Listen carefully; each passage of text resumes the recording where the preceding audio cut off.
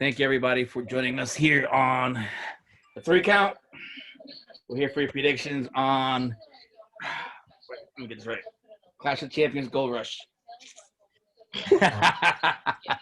We gotta really stop with these subtitles. I know it's too much, but hey, it's what Vince wants. Audience of one. Remember that. Always, always. Ugh. So with me is Jay. Benny's not able to make it today, but we have his predictions for the card, and it's gonna be funny how we're gonna read it out because we got it here. You know how Benny is sometimes.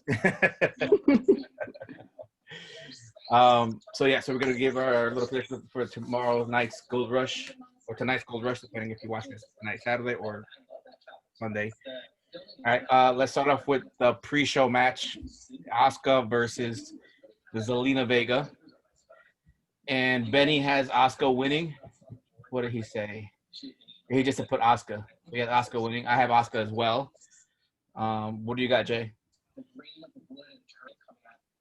That makes three of us. I'm just kind of curious to see how much time they're going to give them, because depending on how much time they're going to give them is how much, how good or bad this match is going to be. But I think it's going to be a squash, honestly. I tend to disagree. I don't think it'll be a full complete squash. I think they'll let Zelina have her thing, do her thing, because apparently what they're saying is that Vince likes Zelina and impressed by her, so he's going to give her time to shine. And I think like what you said earlier before we started recording was it's a way for them to have more time to put on a good or decent match because they're not constrained to the main card on the pay-per-view. So I think Zelina's really good as a wrestler. Like I truly believe that Zelina is actually one of the better female wrestlers because of her background and in a way because of her size. Like she's so versatile because she is so small. So like you can do big moves and she can sell big moves. She's just not had the chance to do it. And because of the way Asuka's style is, like Asuka hasn't been able to use her striking style as much with other people she's been wrestling because she's not wrestling people who can sell. Not as well, not really since Charlotte, honestly. So, I mean, I think this is a way for both of them to come out looking really good. I just don't really know, I guess, what's next for both parties. So it's like, this is a great match, but what's the point? It's right. just, Selena really came out was like, oh, I'm tired of Andrade and the fake Eddie Guerrero, so I'm going to go out and strike on my own. And it's like, but they still have a tag match. Like, I'm not understanding what you guys are kind of doing here. Because, like, they still got the tag title shot. So it's like, so are they together? Or are they not together? Are they breaking her up and keeping them together? Like, then why are they fighting in the back? I think that's what's going on. They broke them up, but they're keeping them together. That doesn't make sense because they literally just beat the crap out of each other in the backstage. This is what I mean by, like, Raw makes no sense. Oh, I know. Like, this is not making any sense right now. Like, it doesn't make sense that they win the title shot. They fight over the fact that she's like, I'm going to go and do things on my own. And then she strikes out on her own and immediately gets a women's title shot. And it's like, what? And meanwhile, you have Peyton Royce and Bianca Belair sitting in the back, like, doing nothing. Because Vince forgot about their pushes. Yeah, and it's like, this would have been perfect for Peyton.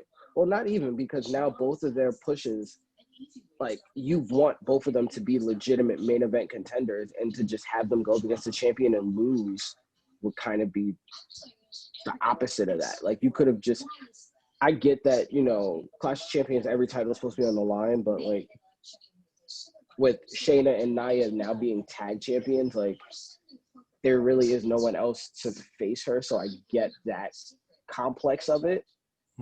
But at the same time, it's like a lot of it. This match it's kind of a head scratcher. It's like, okay, cool, but like, let's hope that they give them the time, and let's hope that it's a good match overall. But I just don't get, from a plot standpoint, like, what's the point of this match? Like, where do you go with each woman after that? Because obviously you don't put the title on Zelina just yet.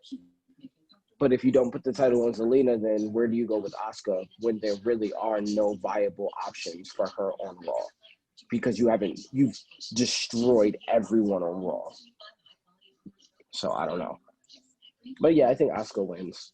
I don't know how she wins, but Asuka definitely does win. Yeah, it's gonna be. I think it'll be a decent match, a good one for the pre-show.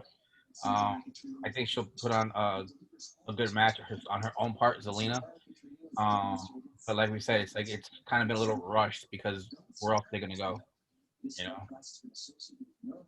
It's kind of So sad.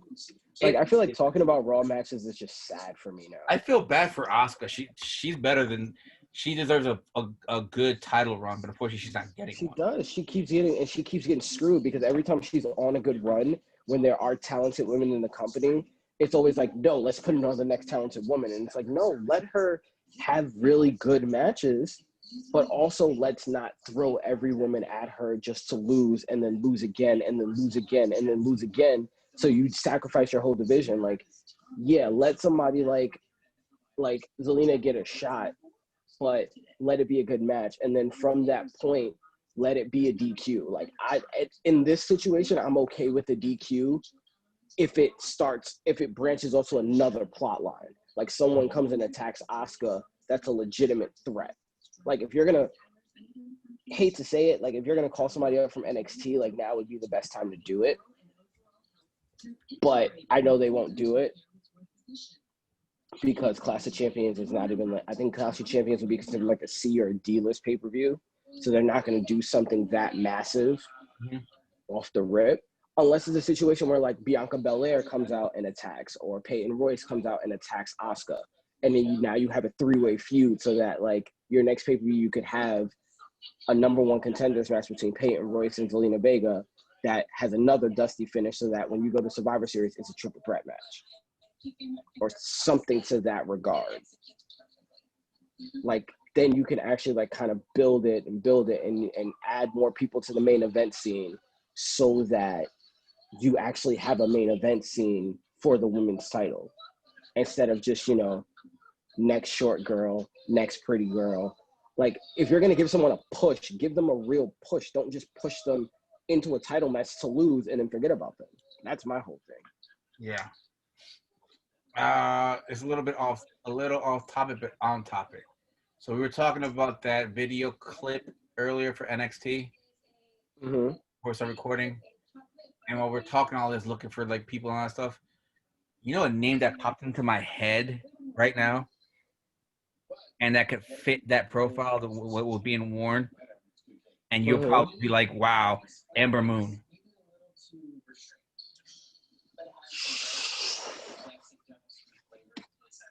Because I was looking at Because the gear.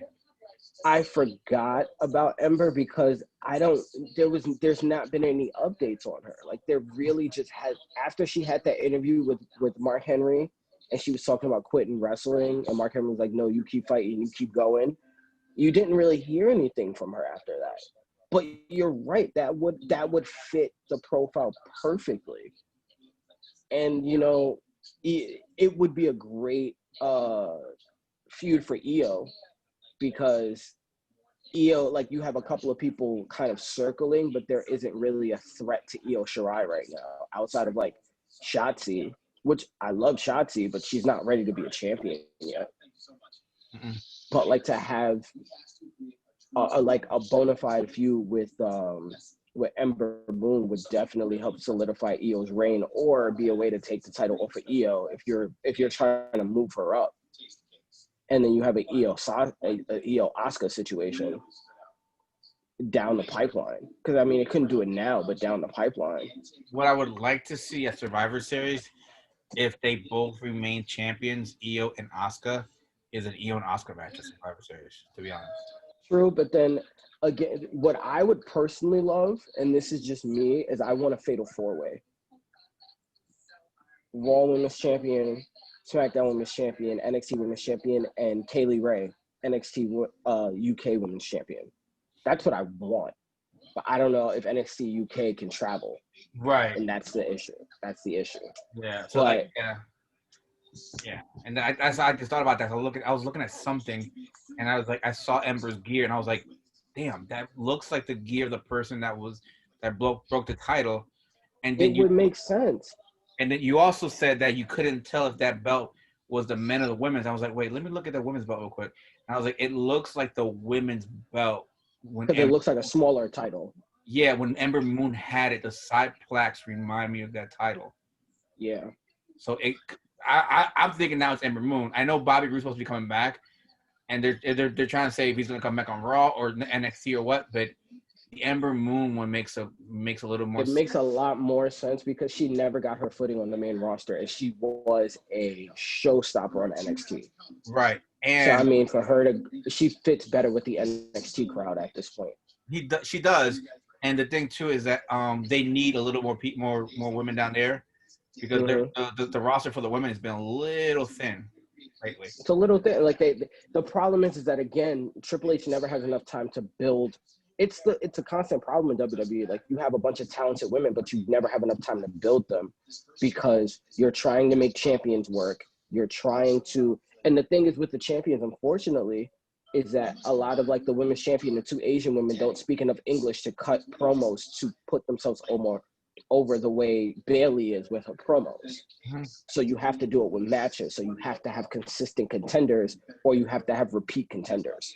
And that's the problem. And here's the thing. Let's also not forget, they just promoted Mia Yim and Mercedes Martinez to the main roster with Retribution. Right. So that's two that they lost. Yeah. You know, and they barely did anything with Mercedes in NXT as it is. Yeah, like she was on the Robert Stone brand, and then they immediately elevated her. And it was the same thing with Mia Yim. Like, don't get me wrong, Mia Yim's been meandering a little bit, but you thought at least they would give her a short run at the bare minimum with the title. Mm-hmm. Or, you know, she would come back. If Candice LeRae ever won the title, she would come back and challenge for it. But, I mean, again, I don't know what they're doing with the whole Retribution thing. That's a whole other episode we could have. But, yeah, no, you bring up a good point. Like, Ember Moon would fit the bill really well. Yep. Let's go on to the next match, which is the U.S. title defense of Bobby Lashley against Apollo Crews. Benny has Lashley via racism. I'm reading what he put. I'm reading exactly. I know. I saw he wrote that. Yeah, I'm just letting. I don't know what he meant by it. But... what he sent us, you know. So yeah, Lashley via racism. What are your thoughts on this match, Jay? Here's my only problem with this. Is that this feud is being used to put over the Hurt Business, and I understand it, but there's no continuity because 1 minute Ricochet's involved, the next minute he's not. 1 minute, you know, not Ivar, the other one, Eric is involved, and then he's not. And then it's always the numbers are uneven. So it's like, so are you guys gonna add other people to this and make it so that, you know, Bobby Lashley has multiple people that he needs to go after beating Apollo Crews? Or is this just like Apollo Crews is going to get jumped yet again, yet he's talking about that, you know, him and Ricochet were Cedric Alexander's friends. Like, can we just get some continuity? That's all I'm asking for. And then at 1 minute, Mustafa Ali was there and then he's not. And it's like, bro, like, come on. Just figure out who's going to be on the other side, even if it is a makeshift faction. But use it so that you can have other people get over, because it doesn't always have to be about Bobby Lashley either. Like Bobby Lashley could win this match, and then the next person that feuds with someone could be feuding with Shelton Benjamin in order to get to Bobby Lashley. Or it could be Ricochet and Cedric Alexander who can put on some bangers to get to Bobby Lashley. Like, just all I'm saying is Apollo Crews should not be alone. It doesn't make any sense, especially when it's a 4-on-1 dynamic. Because even in NXT with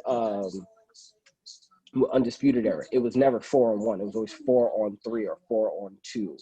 Like there was always another person involved with the main person that was in the story. And then at any given point, the feuds transition from different people in Undisputed Era, which is what it needs to do in the Hurt Business. Yeah, like it has to transition from like Bobby Lashley shouldn't always be the one fighting. Like if you're going to have a feud with someone, it should be a feud with Sheldon, and then it should be a feud with Cedric, or it should be a feud with MVP. And then eventually you get to Bobby Lashley. So it makes Bobby Lashley not only look important, it makes the title look more important. Like you had to actually scrap and claw and get through everybody to finally get to this title. And then once the title win happens, it's a bigger payoff. Which again, I think that person should be Ricochet, because Ricochet was basically robbed of his first U.S. title reign.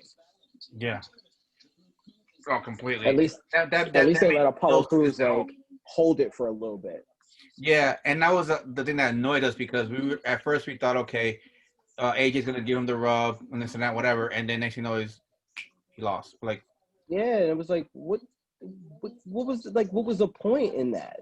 There was yeah, no point in that. no, no, it made no point at all. If you're gonna do that, at least have Ricochet defended a couple times, or a few times with some like Corbin or whoever that can take the L. It lets him, Yeah, build up his his defense a little bit. Like, yeah, I defended it 4 or 5 times already. So I'm elevating him. He's elevated as a decent champion before he drops it to right, AJ. But nope, right. I think he defended it once and then dropped it to AJ. Yeah, and then like and the problem is too is that now you don't have a mid card because again you have all this talent in the back and you have the open challenge sitting there. Like the way they use the open challenge for the Intercontinental title makes sense because you had Jeff Hardy take it off of AJ and then you use the open challenge to have Sami Zayn come back or something like that. Or like you had the open challenge and then AJ got pissed at the open challenge, so then you continue that feud and then you had Sami come back. So now it's like, oh, okay, like it's a recycle and repeat storyline from like way back in the day, but most wrestling fans don't remember the other time when they had 2 Intercontinental titles for whatever reason. Like us older ones remember it. Like we know this is rinse and repeat, but it still feels fresh because they're adding the element of a guy like Jeff Hardy who has the years that he has. And then you have a guy like AJ Styles who has the years that he has, but then you also add the element of all 3 of these guys are super athletic. All 3 of these guys are tenured in a way, but then you also have the ladder match, which is Jeff Hardy's playground.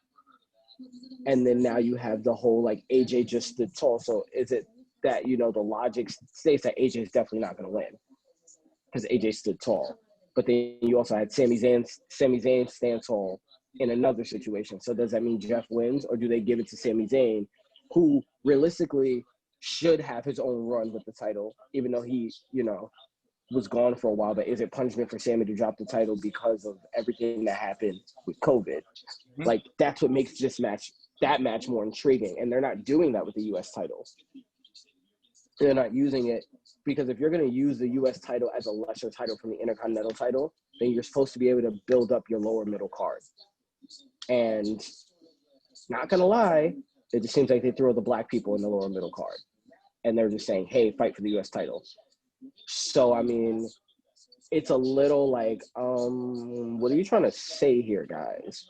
But also, you have Angel Garza, you have Andrade, you have, you do have members of the Street Profits that you could technically have. You do have Eric, who you can technically do what you're doing with Jey Uso and see if Eric can have a run by himself.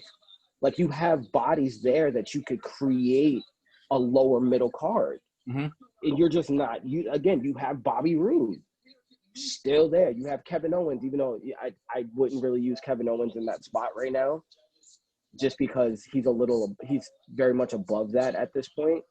But you do have all of these bodies to, like, as an open challenge. Like, you can have Kevin Owens put a rub on whoever the champion is, even if it is Bobby Lashley. Like, you can have Kevin Owens and Bobby Lashley put on a banger to further forward the Hurt Business.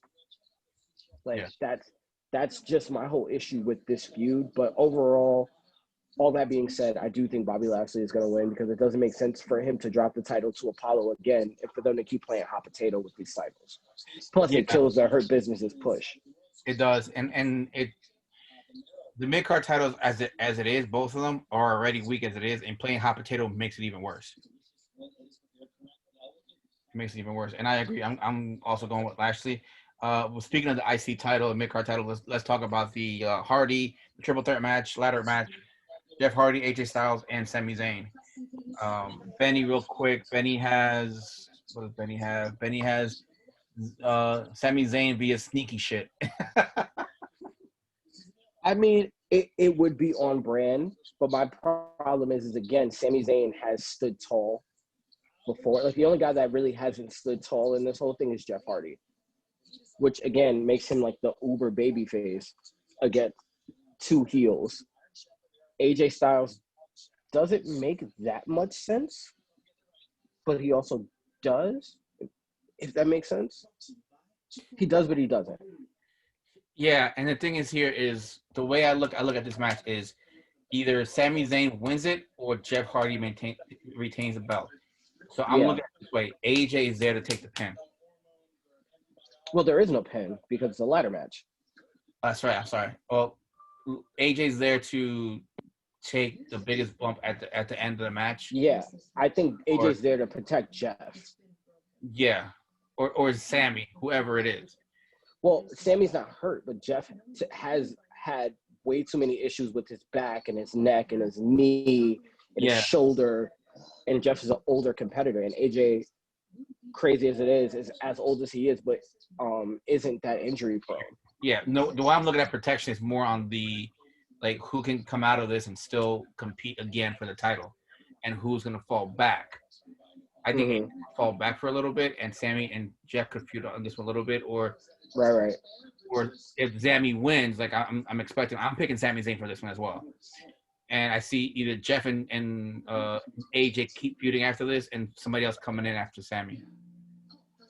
I'm gonna go with Jeff. Actually, I'm gonna go with Jeff on this one, and I think it's gonna be a Jeff and Sami Zayn situation. And I do believe that AJ Styles is gonna fall back. But here's my caveat. I didn't know that a part of the Florida mandate that they start to open up was that they can open up sporting events. Mm-hmm. So I want to say, actually, no, now that I think about it, I want to say Jeff, but I'm actually going to go with Sammy, only in the sense that Jeff also spoke about bringing no more words back as a theme when the crowd came back. And I think the no more words is main event Jeff. So it only makes sense to me that Jeff and AJ would then move on to whomever is in the world title picture, whether it be McIntyre or whether it be Orton. Like, both of those guys have the merit to just jump into that world title picture. So I think that would be probably the thing that makes the most sense at this point. So I'm going to go with, unfortunately, I'm going to change my pick and go with Sami Zayn. I'm actually going to change my pick. Not because the more I thought about it, the more I talked about it, I was like, no, actually, Sami Zayn makes more sense because they're not going to elevate Sami Zayn to a main event status type of character. Like, that's just not what Sami Zayn is at this point. And Sami Zayn is such the heel that heels hate him. Like, he's the heel that faces and heels hate. So you can put him against a face or a heel moving forward, where, like, I don't even remember if Cesaro has had the Intercontinental title before, but like Cesaro or Shinsuke make the most sense to me to be like his next feud, only because of the fact that they already kind of had that built-in tension.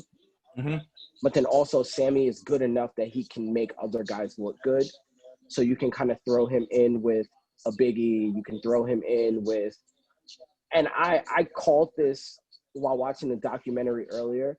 I think that even though Jey Uso is there to take the pin for Roman, I think if Jey Uso can prove that he can put on a good match by himself and can be an attraction by himself, because ACLs are so tricky, and I don't think Jimmy's going to be back till sometime around Mania next year, because it's when he got hurt.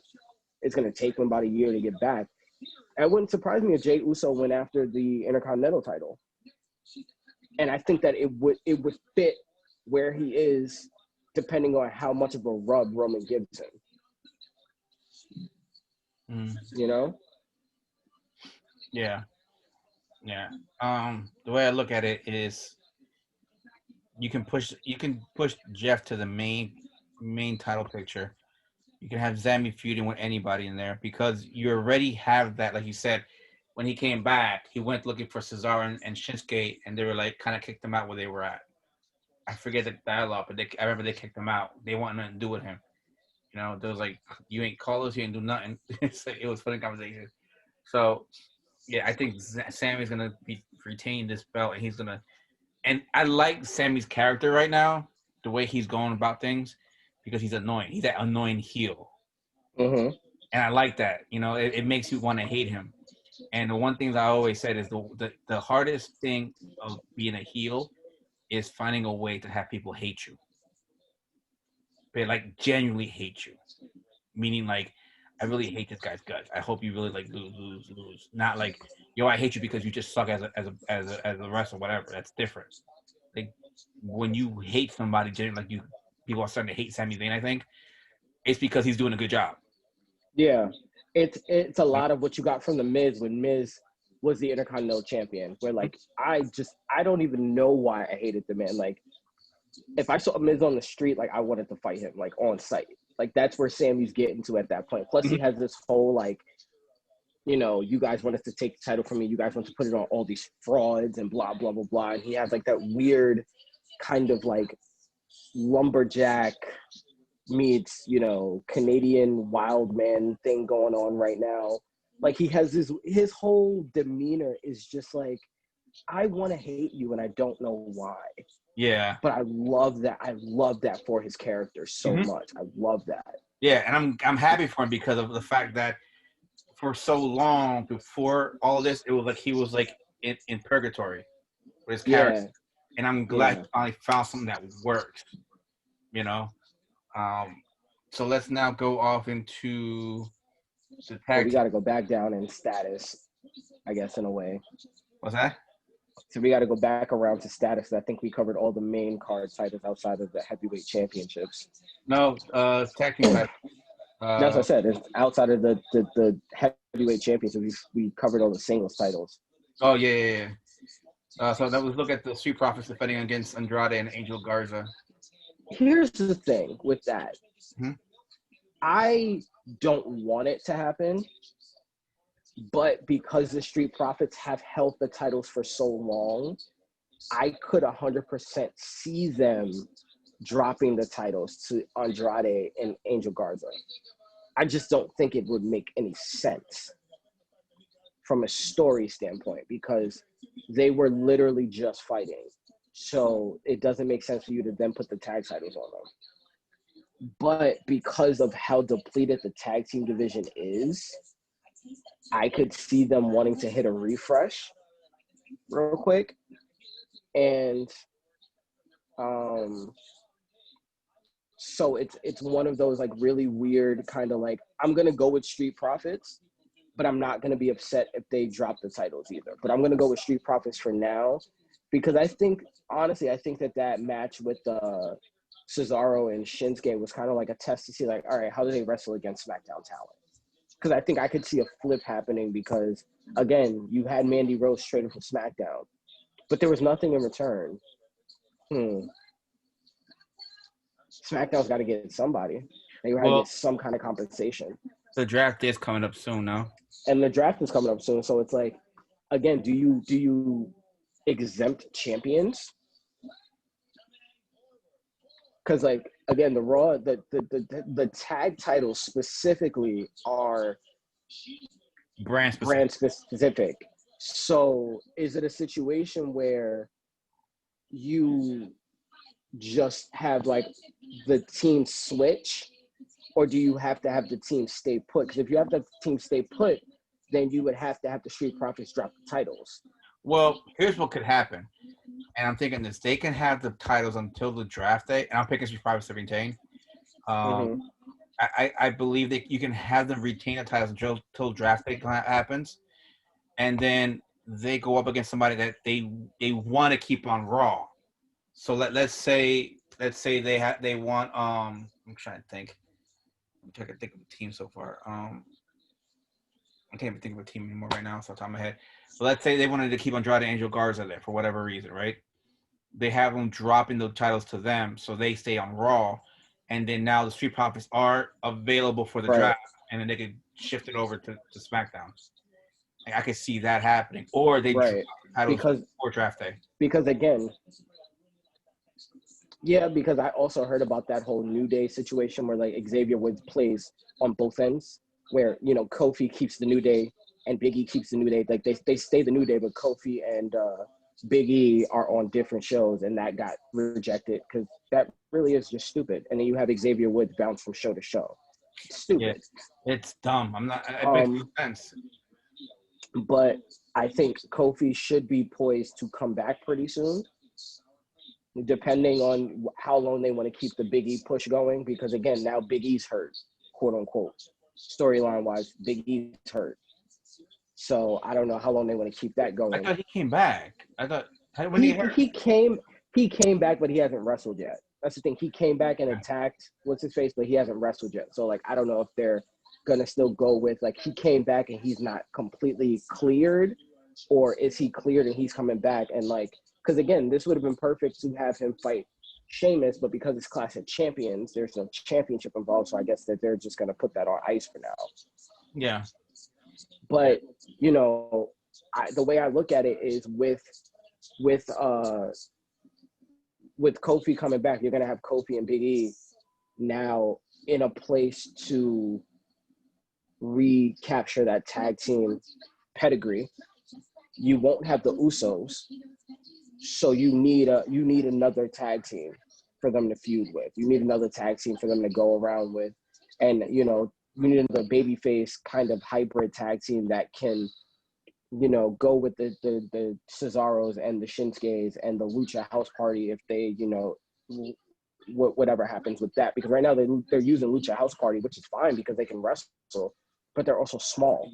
So there's not a lot of believability with that. With the Street Profits now, it adds an element to SmackDown where like now their tag team division is interesting. It may not be good, but it's interesting at the very least. And the Street Profits could then hold the titles on SmackDown until everyone gets healthy. And then now you have that the closest thing you've had to the Hardys, the Dudleys, and Edge and Christian since that time in the Street Profits, the Usos, and the New Day.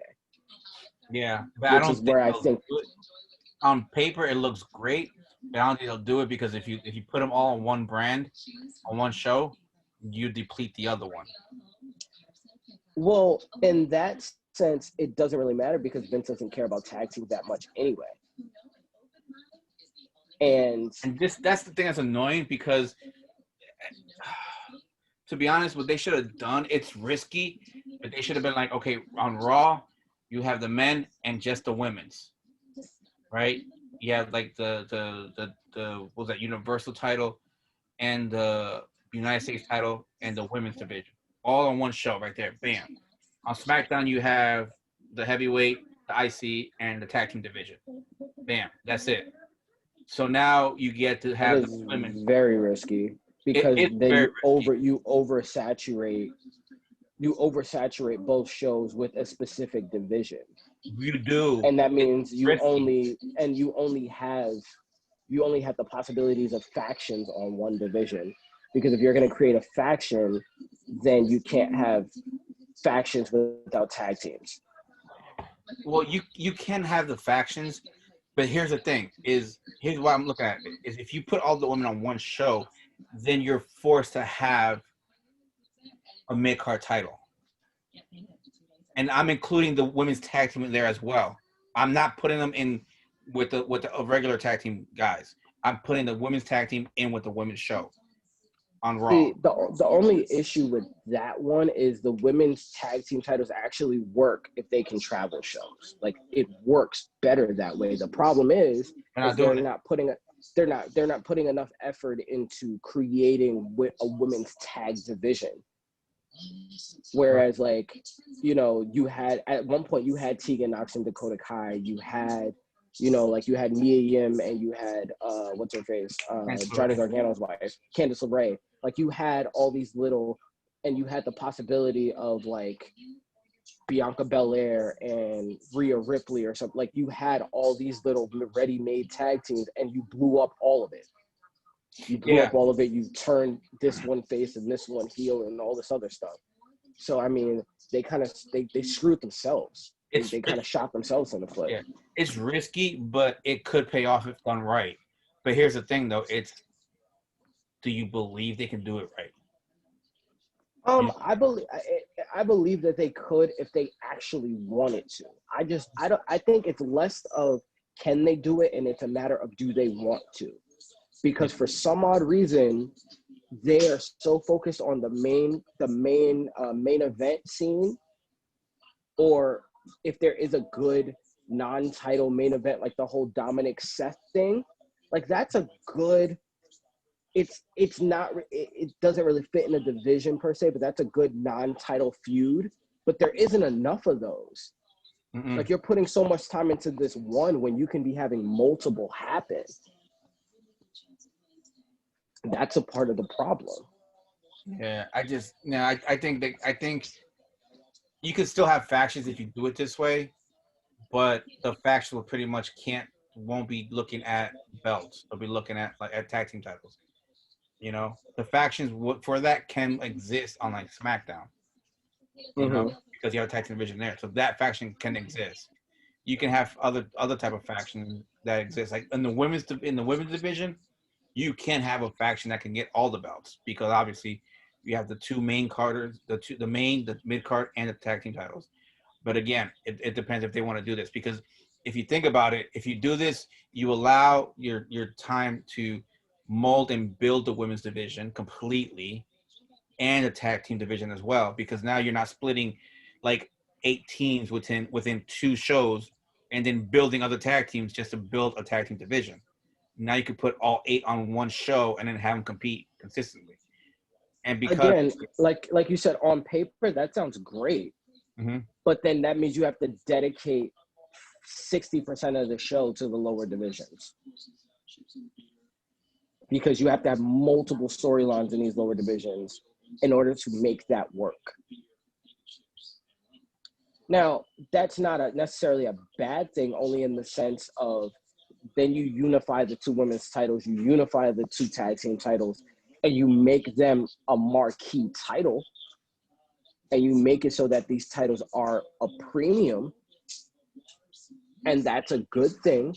But then now you oversaturate where, like, okay, one roster is just uneven in general to the other. And now you take out, like, okay, so do we not have tag team matches on one show altogether? Or are we only doing women's tag team matches? Because now you can't have tag teams, even if it is like you're going to put 4 guys that are feuding for one title on a tag team. It's like, well, why are we having tag teams if there's no tag titles? Like, the logic itself doesn't make sense. well, you can have tag team matches, but it's like saying like, oh, like kind of like what's going on now with Hurt Business, Apollo, and Ricochet. You know, oh well, you know, let's get a tag team match going on because I'm tired of getting jumped. Let's try and even this out. You know what I'm saying? But it's not a tag team like division type of deal. You know what I'm saying? You can have those matches in there, but this way you can actually see also, hey, you know, you can build those divisions, and you can focus on those individually, and then it's like, hey, I want to watch the tag teams. I know where to go. I want to watch women. I know where to go. It's gonna hurt the ratings for a little bit until people get used to it, but I think it'll be much better because at that point it's like, okay, now you don't have to dedicate. It's like hour 3 is women. No, you put it in the 3-hour show. It's like, okay, we have pretty much an hour to split up to tell a whole woman's storylines. You know, you can split up in segments, whatever you want to do. But also you don't have the whole issue where like you have one side that's lopsided with talent and the other one is like right now, look what's going on right now with the women's titles. You can't build any contender for a title because again, the problem with the women's tag titles is that because you don't see them as much, you want to have them defended more frequently. But because of the fact that you now, like, they made the mistake of breaking up all their factions early on. Like, they broke up the Riot Squad right when the Riot Squad was hitting their stride. They broke up the Iconics right when the Iconics were hitting their stride. When they came back too. So I don't know. So it's that weird kind of like they have to find the balance. Yeah. In order to kind of make this work. And I think that, again, a draft reset is going to be great for them, because I think once we know what the draft is going to be and how the draft is going to be, then it'll be easier to predict and to see what long-term plans you can do, because right now you can't really make any. That being said, I do like the fact that now they're having the Riot Squad get back together. And I would actually prefer if the Riot Squad won. That's me personally. Yeah. Because Let's Shayna, talk about that match. that's what I was going to segue into. That match specifically is interesting because having them lose right away makes sense, because now it gives Asuka something else to do following this match. Because the whole point of this team getting together was to not only beat up Sasha and Bayley because of the titles, but to go after the women's title. And it doesn't make sense to have those two as a tag team with Asuka sitting there free. Yeah. It doesn't make sense. No. So to take the titles off of them and to put them on the Riot Squad, who's an actual tag team, and who are two superstars you realistically want to build. And in order to do that, you do that through tag teams, and then you do it, again, I hate to keep using the same method, but you do it through an open challenge. Like, how often have we had women's open challenges? And I like the idea, and I agree with you. I think Riot Squad's going to win. I hope, and I'm going for Riot Squad to win this match too, because of the fact is, if you have Baszler and Jax, like, it's like having the Twin Towers or having the Mega Powers or with the tag team titles. Like, it's gonna be difficult to take it off of them. You need like a team like that measures up with them, or has some sneaky jeeky type, thing to happen to get the belts off of them. But here, because of the storylines, if they follow it correctly, they can have them implode. And now the question is going to be who's taking the pinfall, but still, you can still have them implode. And then now, again, like you were saying, if you free up at least 2 contenders for Asuka. And then you have somebody else to fight. So, like, now you have someone else to kind of go at Zelina Vega too, because again, now you open up Zelina Vega to be like, okay, if you're for real, and if you're really a contender, then be about it. Have those matches with Shayna. Have a giant versus small person match with Nia Jax, where you had, like, because Rey Mysterio fought Big Show multiple times, so like it can be done. And here's the thing: the next pay-per-view is in a month, and it's Hell in a Cell. Right. So now you have it where you can do either a multi-person match, or you have it where you can have matchups that will benefit from a gimmick. So you don't necessarily have to have it be a straight-up match. So in terms of that match, I'm hoping that the Riot Squad wins, and I'm picking the Riot Squad to win. Not only that, because it would make sense to solidify their reemergence, and it would in a way kind of bring back that Ruby Riott and Liv Morgan kind of both came back, and now like their pushes are paying off. And it makes more sense because if you look at their personality and their gimmick, it works better with the women at NXT, and you can start to play the tag titles more in NXT. Their gimmick just plays a lot more. You have them jumping around, like you said, you have them jumping around. Yeah. Shows. Yeah, and it's like for the Raw, if there is no women's tag teams on Raw, then just don't have them on Raw. Have them be on NXT for a while and have the program run through NXT for a while. And that's fine until you can get some of these women healthy. Because I think that's the main problem with Raw and SmackDown, is that just a lot of the mainstays aren't healthy. Well, there's like it's injuries, and then another case of another COVID outbreak again. Yeah. So it's like they can't catch a break. It's either an outbreak or hurt injuries. Yeah. So I mean, if you're gonna do it, then you might as well do it in NXT, where you have an influx of. Not only do you have women who are already established, you also have an influx of jobbers that are just waiting there. And then you have a built-in tag team in Casey Catanzaro and oh God, what's her name? I know you're talking about. Kaden something. Yeah, they changed her name. That just throws me off. That's why I said they changed her name. So it's like Kaden something or other. Built-in tag team doing great tag team work right now. And down in NXT, and it makes sense for them to for like a team like the Riot Squad, their styles match better and they match up better physically, and they could put on a banger because Takeover is not that far away either, so that's like a built-in match for Takeover. Takeover is sometime next month, On the 4th. It's in a couple of weeks. It's in a couple of weeks. So like It's you have next them. week, actually. It's next week. So again, you could have them show up, and it would make sense for them to show up. Where it was like, you know what, we haven't, but neither of us have competed on the takeover. How about we have a takeover match? What women are going to step up? They step up. You have a built-in match right there. You don't even have to build it. It's just it's an open challenge that happens to happen at takeover. Or they can come out Tuesday and like on Tuesday, Wednesday, whenever the NXT show is like, hey, we want to face somebody, or whatever, and then you have a couple of teams that are like, all right, and Regal comes out like, all right, both y'all two teams want to face off, have a match tonight. The winner faces them this Saturday at Takeover. Yep, boom. William Regal's good for that. Mm-hmm. NXT's been doing that like crazy, so might as well just keep the trend going. But that's why I think the Riot Squad just makes so much sense right now. Mm-hmm. And I agree with that. Benny has Jax and Baszler retaining.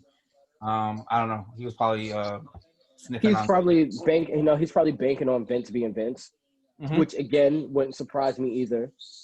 But it doesn't make sense because I never felt like Nia and Shayna Baszler were a long-term solution. They were very much supposed to be a stopgap champion. Transition. Yeah. And it should really feel like that. That it's like, no, they were only together to take the titles off of Bayley and Sasha so that Bayley and Sasha can then move into their program. That's what they're there for. That's what they were used for. Now we're going to put them back where they're supposed to be as single competitors. Yeah. And let's go back to the tag team titles. Let's go to the SmackDown tag team champions. Cesaro and Nakamura versus Lucha House Party. Benny says Cesaro and Nakamura retain, but he's also saying that Lucha House Party is going to have an explosion. I agree. That's where I was going to go with it. And I think it's a way for Lince Dorado to either strike out on his own or Grand Metalik just turn on both of them and everyone just blows up. And everyone goes their separate directions. Oh, I see what's his name? Not Metalik, the other one. Lince Dorado? No, Kalisto being the one that breaks it up. He's already been showing like little snippets here of like kind of like a heelish like kind of look at it. Here's why I say Lince Dorado, only because they just supposed to talk in Smack this morning, and it's Lince that's kind of frustrated with Kalisto coming in and talking about he's a leader, and then Grand Metalik is the one that's kind of like guys, chill. Kalisto wants too bad to be the leader for him to turn heel, or for him to turn on both of those guys. That's why I don't think it's going to be Kalisto. I think it's going to be Lince just being like, no, we're not doing this. Or I think it's a clean loss, and then they explode. The way I'm looking at this, I don't know I'm trying to figure out who's going to be who's fighting because they just said Lucha House Party. No, they haven't decided. They haven't decided who's wrestling yet. So they haven't said. The only I could see this be an implosion is if it's Kalisto and Lince Dorado in the match, and Grand Metalik is like on the outside. Yeah. And then what happens is probably Dorado is in there and he's not able to tag in Kalisto, or he was. And instead of tagging Kalisto, because he has that moment, he's like, let me get some more offense in. He tries, they flip it on him and they pin him. And then Kalisto just blows up like, why aren't you tagging when you had that chance? Why'd you try and go get more offensive? You lost as a match or whatever, and then boom, that's where the explosion happens. It could be that way, or I could see either one of them being with Grand Metalik and Grand Metalik being in the ring, and then, like, how they do the offensive moves on the outside or whatever. Like, one of them missed and hits the other person, and the other person just explodes and attacks that person on the outside, so that when Grand Metalik tries to go for a tag, they're outside fighting. He's like, yo, what are you doing? And then he gets hit with that swinging, the big swing Kinshasa combo that they have, and then that's the pin. Yeah, I like that big swing Kinshasa, man. It's like, it's crazy how like they came up with that one, but it's like, it's dope. I like it. It fits. It does. And I like when teams do, when wrestlers do that. Like they combine, like, it's not a finisher for Cesaro, but he's known for that. Yeah. And he combines that with Nakamura's finisher. So it's like, which they don't even call the Kinshasa anymore. They just call it a knee. And I'm like, Yeah, that's annoying too. It's like, ugh. Like call it for what it is. Like, well, we know what it is. Just call it. But yeah, so we're all pretty much all in agreement what's going to happen on this one. We believe what's going to happen should happen because they've been leading to it, and I think Lisa Dorado put something up. I forgot what it was. I think he's either leaving or he's going to unmask himself. So Yeah. this It could, looks like he's about to like either retire his mask or he's gonna leave WWE and leave the Lindsay Dorado character. yeah. So I don't know when his contract expires, but I don't know. we could have like Kalisto versus Lindsay Dorado, like a mask for mask match. The loser takes off Could their be mask. Like, and that's a big type of match in like Mexico, like because right. you don't want to take off that mask. So Right, we could have that, and they could still have it where they take his mask off, but they protect his identity. You could still have right, that, you know. right. So I could see that probably going down that road. I just hope if they pay it off really well. They're starting to do like not many people are interested in Lucha House Party. I was because I like that whole aerial acrobatic type style. I like the fly Mm-hmm. through the weights. I like it, so I was always happy to see them. So I really hope that they do this storyline well with the whole blow up and where it goes, and not something like that where see the blow up and then like it happens on main event. Everything takes place on main event. Like Yeah. this really deserves to be, even though if it's on like on Raw, or sorry on SmackDown, and it's like Mm-hmm. in the beginning or like halfway, that's fine as long as it gets some airtime on SmackDown, and it's where people can see it.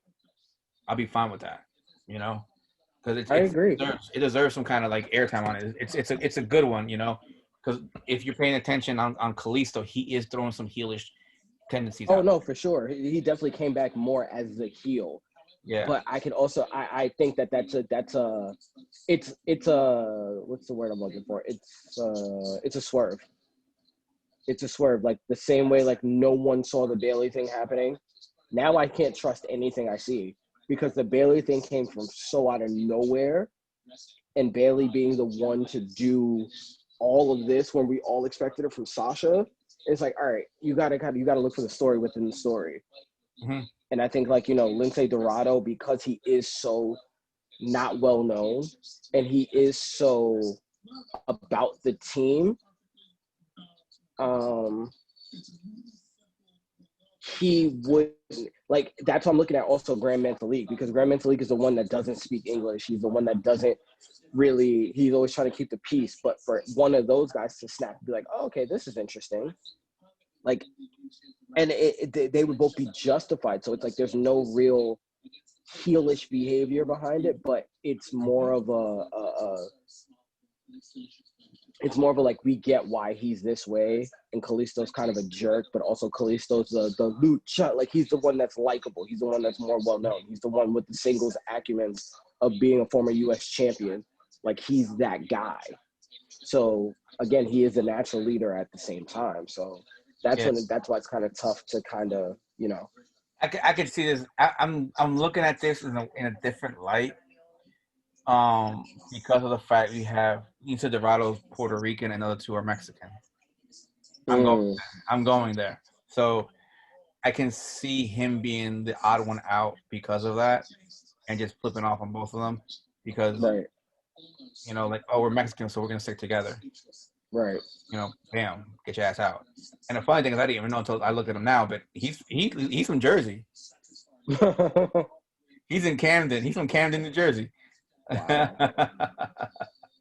So we'll see what happens with Lince Dorado.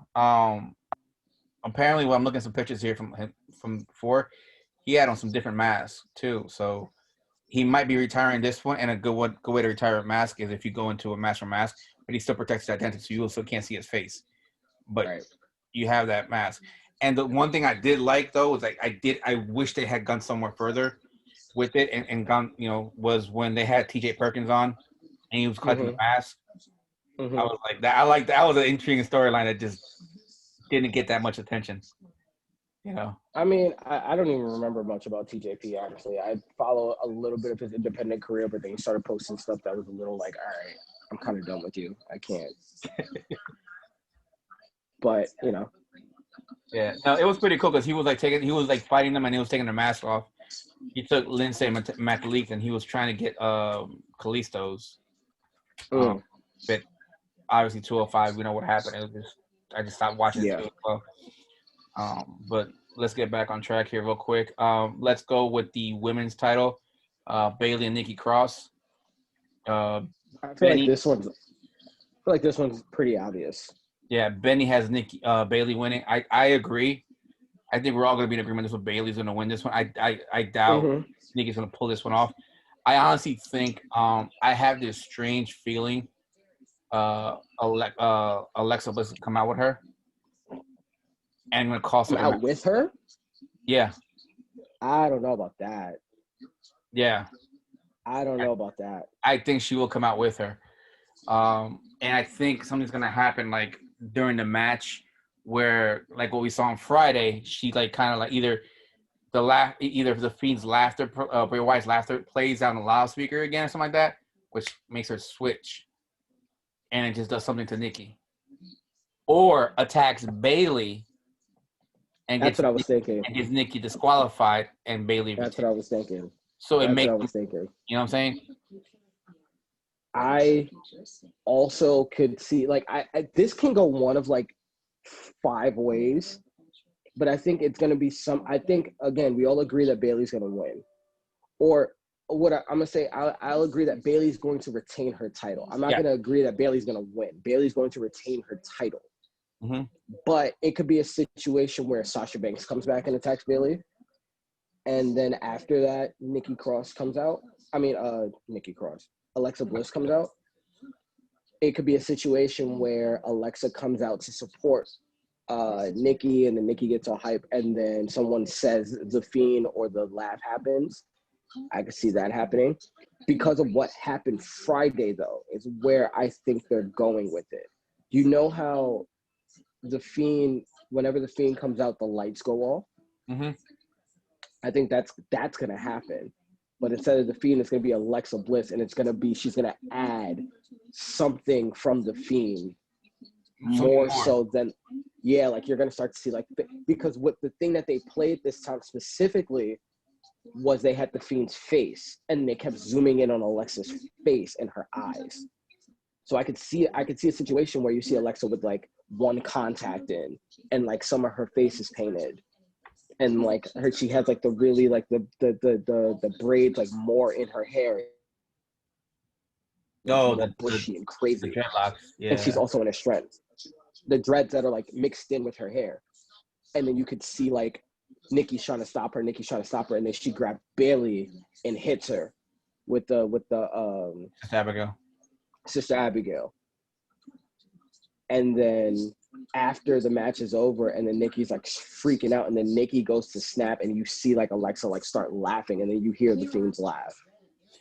Or you can and then Alexa goes away, and then after that whole thing, like Nikki Cross has like the moment where she's so angry, she's so this, and then Nikki gets attacked by Sasha Banks, gets thrown out the ring, and then Sasha attacks Bailey after that.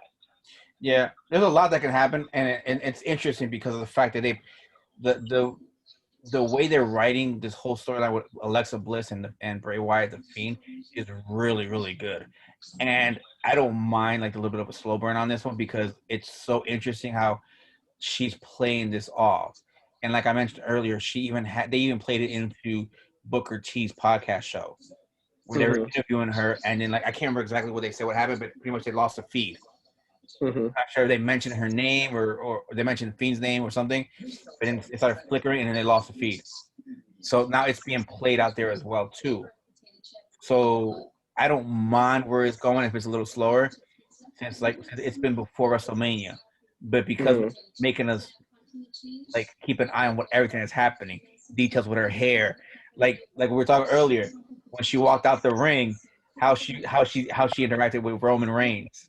Mm-hmm. No, like that was a big thing for me. Like that, I feel like that was foreshadowing, because I feel like as much as she's looking at Roman, the way I look at it is you kind of have to look at what the Fiend's MO is, and as much as she's working for the Fiend, he's also playing off of her own storylines, because again, Alexa was wrong. Alexa is being held back by Nikki Cross in a manner of speaking, but then she's also been wronged by Bayley. So for her to attack Bayley also fits into the Fiend's MO. And that's what's interesting about it, because it's almost like you're replaying how the Fiend came to be, but you're seeing it with Alexa. And it's like, oh, it's nice, sweet Alexa. Like with Bray Wyatt, you expect it, but now you're starting to see the physical manifestation of when Bray Wyatt, when the Fiend touches you, you change or you turn to your true self. And now you're seeing how twisted Alexa actually is.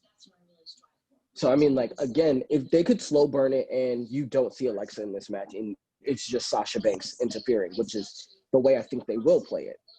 Which is fine. But then it's also like it's almost like because you've kept Nikki Cross and Sasha and Alexa Bliss so far apart recently, it only makes sense for Alexa to pop up in like the most unexpected way. So like, is she going to be full on Fiend because now the Fiend has actually shown himself, not in person, but on a screen, and then you saw what it did to her? Are they going to keep playing with that? Or are they going to like, they're going to give you a little bit and then they're going to take it away. They're going to make you wait a couple of weeks and then they're going to do it again. Like, you don't know what they're going to do with it. Yeah. And I think like that's the most important thing. Like the match itself, I don't care about. It's the outside stuff that makes this match interesting. Like them facing each other is like, this is like the 10th time you guys face each other. I don't care. But the fact of a Fiend version of Alexa Bliss going after the women's champion, that's interesting. The Sasha and Bayley storyline that we finally get to see paid off, that's interesting. You know, the idea of what if, and call me crazy here, what if Alexa, as she's changing, adapts the mandible claw and hits Nikki, and Nikki goes back to the way she was? That's interesting. Yeah. Because like you were saying, becomes the female version of the Fiend. So now whoever she like touches like that becomes her true self. And if that's the case, like we have to pay attention now to Lacey Evans. Right. She hit Lacey Evans with Sister Abigail. Twice. Yeah. You know, so maybe for her it might not be the mandible claw, but it might be the Sister Abigail because she's giving them a kiss on the forehead, just like Bray Wyatt would do it.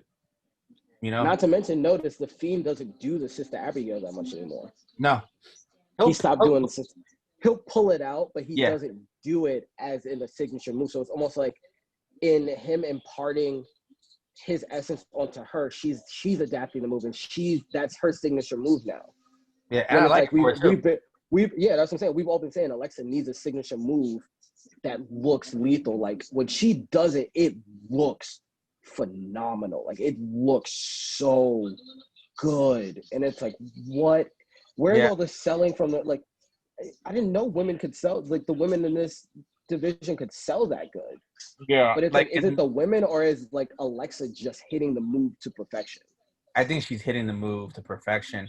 I want to give her credit, and I think the women are just pretty much, because this is actually a lethal move, and then women told like, you have to sell this for what it is. You have to sell what it is. This is not a DDT. This is not this. This is like a finisher. So if she hits you with it, you out cold. You lay down. Like you lay down until somebody tells you get up, which is what's supposed to be. You know? So I like where they're going with this one. And like I always try and stay up with it because of the fact, like, this just got me on. I'm telling you, you gotta, when we get off of this, you gotta watch the match with Lacey Evans. Like, you have to watch the whole match because only if you watch the whole match can you see it, because it literally it happens that quick, and it's like you see Alexa, and then you see, what I love about it is that she changed her entire style. Like her entire style changed along with the character change. That's crazy, man. I don't think I don't think people give her that much credit. I never did, because you look at her when she first came up, it was like, okay, we were waiting for the 4 horsewomen to be established. And instead of the 4 horsewomen being established, Alexa got to push over like 3 of them. And it's like, bro, who is this chick? Didn't make sense. So it didn't feel right.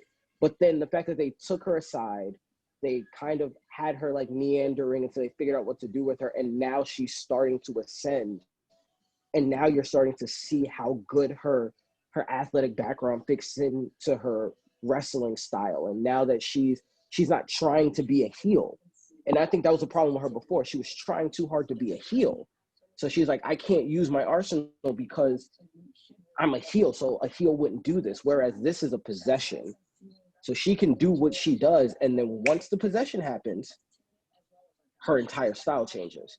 And she doesn't need to do that because it's like this little fireball of rage. So it's like it's great storytelling, it's great character work, but then she's also putting on good matches on top of that. Yeah. So it's like it's almost like if Seth Rollins would have gone that route, it would have been phenomenal because he's such a good worker. Don't get me wrong, I'm happy they went with what they went with, and I love the Monday Night Messiah thing for him, even though I hated it at first, but now I get it. Yeah. But it's like with someone like Alexa, who's not necessarily known for her wrestling, like her in-ring work week in and week out is now being highlighted because it's such a shift from when the Fiend takes over and when it's her. Like now you see the clear differences. That was the only thing I had with her, was because of the fact that a lot of her moves were like babyface moves. So when she was a heel, it was like she was limited to what she could do, and I hated that for her because of the fact she's very athletic. She's like the type of person that I like to watch because she's so athletic and she's like flexible. She can move around and jump around. So I like that type of wrestler. That's one of my favorite wrestlers to watch. Besides technical wrestlers and the ones that are in-ring psychology. So watching her like trying to figure out the heel moves and then being flipped back to a face, but then like the face wasn't like I don't know what happened, was still there and not something was missing. But I think now she figured everything out now. Yeah. It took some time, but I'm okay with it because of the fact that I'll give her that because I know what she's capable of. And then like the work she's putting on like for like the acting on like, oh yeah, I'm possessed, I'm going like this, and this, the look, the playing with my hair, like the little things, the little subtle things she's doing that you're not paying attention, you're not noticing it, is like what's making this story even better. So, I dare say it, and people are probably gonna ream me in the comments for this, but it's very Randy Orton like. Like that's the person I can compare her character work to, because Randy Orton always talks about the details and how a small detail and a small shift in a character is what makes a match and what makes a moment. And now Alexa she understands that. And because of the fact that you don't see it that often with women, like Becky Lynch had it, Charlotte has it, Sasha Banks, when she was the boss in NXT, had it. Now you're seeing it with Alexa, but you're seeing it with a dark character, which you don't see with women characters in general. So that's another, like, she's not only the first to do so much, but she's doing it with such a level of expertise that it's like, yo, like, she's legit. She's legit. Like, and then eventually, if you put her with The Fiend as, like, the women's champion, I'm like, yo, that could give you the face of your show. Because again, The Fiend, as ominous as he is and as great as Bray Wyatt is not the face of a show. Like Roman Reigns is the face of a brand, and he looks like the face of a brand. Same thing with Brock. Like those kind of guys are the face of a brand. But if you put him with Alexa Bliss and you kind of have that Joker Harley Quinn situation, that changes both characters, and it makes it so much more interesting, because now you have to wonder, like, is he going to start a cult? Is it just going to be those two? Like, what else is going to happen to now those other people that he touched? And that makes SmackDown now, it makes it a must-watch situation, along with all the other great work going on. Yeah, that's a good point, because now it could be like yeah, it brings out the true self. But here's the other thing, is like you said, is like, can he do something like, hey, like maybe like a Survivor Series or like a Royal Rumble, like he's in the ring with like people that he's already touched, and then he like does something like turns off the light, it's a snap, turn it back on, and they just like they're following him. Right. And Like, they almost go into like a trance state.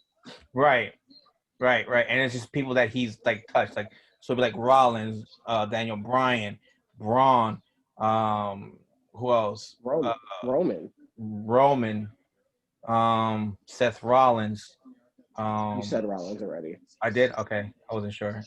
Did he? Did I he? mean, Did he do Miz? no, I don't remember. That's one I don't remember. No, he didn't do Miz. He didn't do Miz. But you get what I'm going though. Like, Yeah, no, I get exactly where you're going. Or like they can't hit him. It's like a situation where like not even like they go into a trance, but they can't hit him. They can't touch him. yeah. Where like he can't be eliminated by Seth, even though Seth's trying to hit him, he can't hit him. Yeah, or like he just won't touch him at all. Like Yeah, he won't. or He like won't do what he says. He just won't touch him. Yeah. Or like he'll go start to look at him, and then you'll start to hear the Fiend laugh, and then Seth will start laughing. And Seth has like that maniacal laugh. Or like Alexa will start, like you'll start to see people like they'll just start laughing hysterically. Or like they're in the battle royal, and you have those guys in there with the Fiend coming in, and then you say like you have like two other guys, random guys that he's never dealt with, and they're all in there, and then like they just stop, and the two random guys are in there. They're like, all right, let's go get them, and like Rollins, Braun, like they're all sitting in a corner, pushed away, just like we ain't gonna touch them, or they'll fight each other, but these other two like whatever they go after the Fiend, but they get thrown out. And now you have the Fiend just sitting there with the other people just not, they won't touch him. They'll look at him, but they won't touch him. Yeah. You know, it's Like a lot they of can do things they can go with this stuff. You know? right. But yeah, back to what we were talking about, the women's title match. Yeah, obviously Bayley's gonna win this one. Yeah. But again, I think for Bayley, I know we talked a lot at length about Nikki Cross, Alexa Bliss, all that stuff, because to me that's the most interesting part of this match. But from the Bayley standpoint, obviously this match it could be used to forward her storyline with Sasha Banks, since she's been throwing jabs, and then Sasha has been, on and off TV. So it would make more sense for Sasha to, at some point or another, interfere in this match, regardless to what the Alexa Bliss situation is. Yeah. Or even then, even if like let's say there's nothing to do with Nikki Cross in this match, Bayley wins the match clean. You can have Bayley walking back, turns around, holds the belt up. Next thing you know, you see Sasha come out, bam, hits her with a chair. Yep. And just out of her. Which is more than likely is what's going to happen, I think. But the other stuff is way more interesting, and I'm hoping the other stuff happens. Yeah, I think it's so much more interesting. I think we all makes you it makes you really want to watch what in reality is a seedless pay-per-view. Yeah. Yeah. So let's go on to what I believe is going to be the second to it won't be the main event. So it'll be Drew McIntyre and Randy Orton ambulance match. Benny has he said Randy via stupid shit. I mean, I understand why everybody now thinks that, Randy's going to do it, because the rumors came out about Randy and Edge and all that other stuff. But I'm going to go with Drew McIntyre here, because I just don't see why or how you would ever take the title of Drew McIntyre, especially through Randy Orton. It just doesn't make sense to me. A lot of it just doesn't make sense.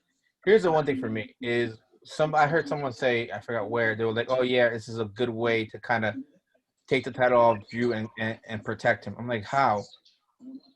Because he's still losing. It's not like there's a match. If it was a 3-way match, I get it. You're still protecting him because you're keeping him strong, and he's not taking the pin. But it's not. So at any point, even if he gets knocked down and goes in the ambulance and loses, he's getting knocked out and lose. So how is that keeping him strong? I'm getting tired of this with the Randy Orton one. It should have been done like some time ago. But unfortunately, it goes back to who's next? Who's after this? That's the question. That's the biggest thing. And it's like, all right, are you going to pull the trigger on this Edge thing this early? Because it doesn't make sense if you do it this early. Well, I mean, all right, let's look at it this way. If if Randy does win this, you have some faces you can throw at him until the Edge comes back Like next year. who? You can throw. Keith You can Lee? throw. No, you can throw. Let's look. Let's look at this. Is the Raw title, right? This is the Raw Yeah. title. You can throw. You can give him some gimmies too. You can throw Ricochet at him. Like I said, you can throw him some Not for gimmies. the world title. Open title match. I mean, let's see.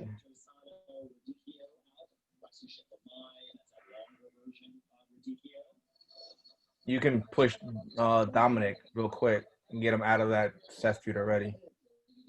I mean, Why is sure. Jason Jordan still on the active roster on here on Raw? Who? Jason Jordan, he's still on the active roster on the Raw side. I guess maybe he hasn't officially called it quits. Yeah, I thought he He would have. still believes he can pull a Daniel Bryan apparently, or an Edge. Golly, there's not many faces on here.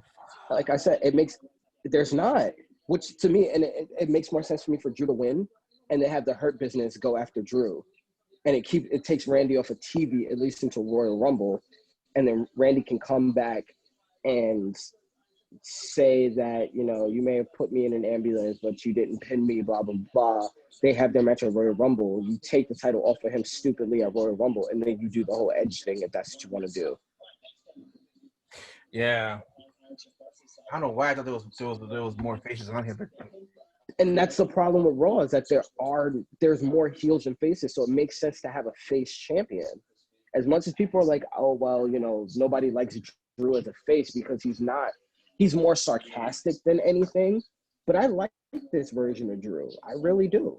so do I. And you can do a lot more with him. Not to mention, I want to see the rematch between him and Andrade. I'm still waiting for that. Yeah, because I mean, if you give it to Randy, who do you have? Kevin Owens. Yeah, like that's really it. Cedric, Ricochet, Eric, and then you have Keith Lee. Keith Lee is the only guy that is there, ready made. But because of the fact that you've already done the promo when Keith Lee had the NXT title, where they were training together, it's built in for them to have the match. And it's like, okay, you don't have to put Keith Lee over in that situation just yet, but as long as Keith Lee looks strong, you still have a bona fide star in him.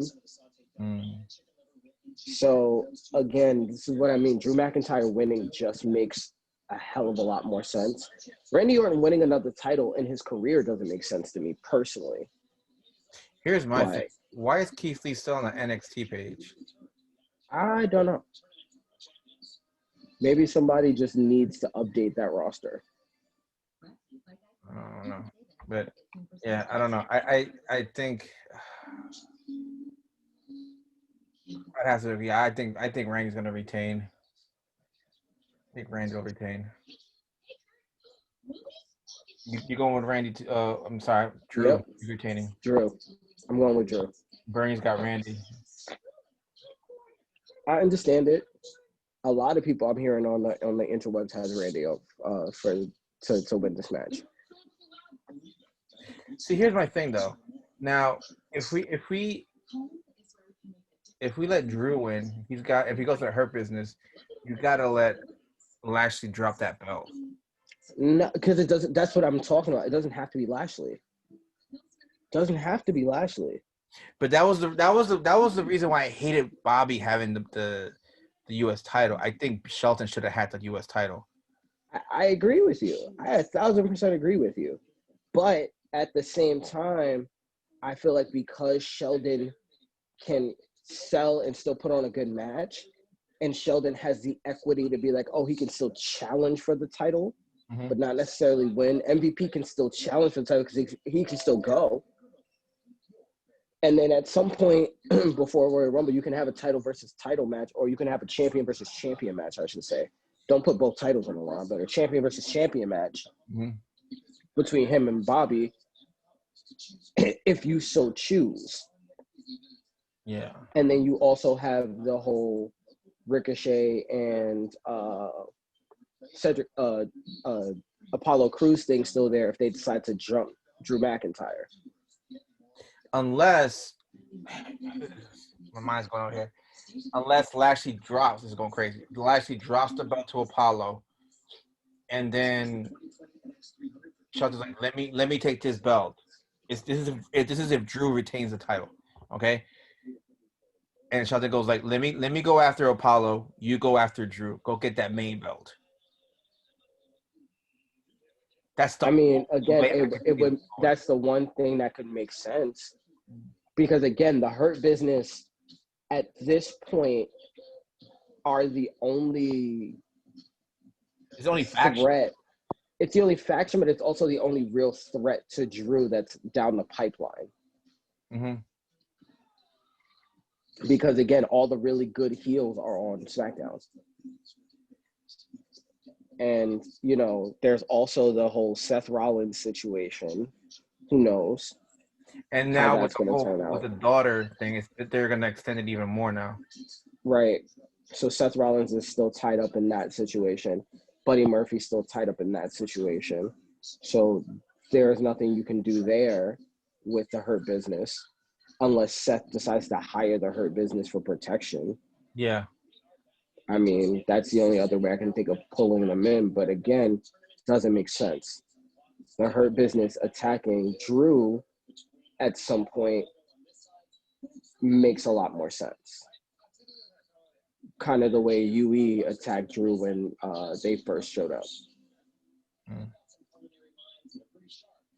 That's another reason why I think Drew wins, because again, even though a lot of WWE and Vince McMahon specifically don't think long term, I just think that there's not enough of a face presence on Raw to take the title off your face champion. There isn't. There's like none. There's like none. And there's none that are ready. There's just none that are ready. Like Dominic isn't ready. Keith Lee is there, but you're not going to put the title on him, so no one's going to take him seriously.